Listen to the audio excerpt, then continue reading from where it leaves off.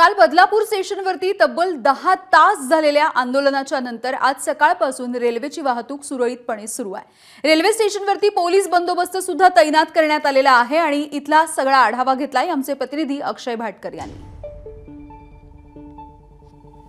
आपण सध्या बदलापूर स्थानकात आहोत, ज्या स्थानकाला काल आंदोलकांनी घेरलेलं होतं आणि रेल रोको केलेला होता। आज सकाळपासून मात्र परिस्थिती सामान्य दिसून येते।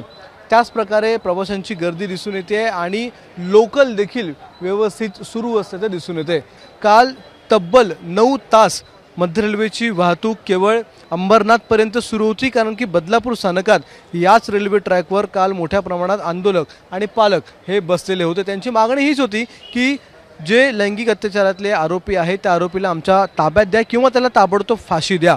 आता बदलापूर मधली परिस्थिती आज जरी सामान्य दिसत असली तरी देखील पोलिसांचा खूप मोठ्या प्रमाणात बंदोबस्त या संपूर्ण पोलीस स्टेशनच्या बाहेर आणि या रेल्वे स्थानकाच्या बाहेर आहे। स्थानकामधले सीसीटीव्ही देखील चेक केले जात आहेत, इतर फुटेज देखील चेक केले जाते।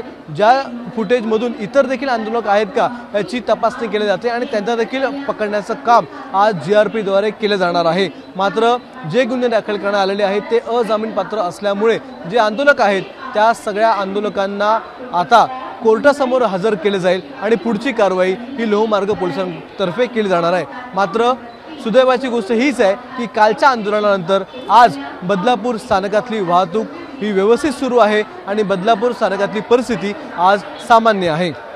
कॅमेरामन विनेसह अक्षय भाटकर, ABP माझा, बदलापूर। ABP माझा, उघडा डोळे बघा नीट।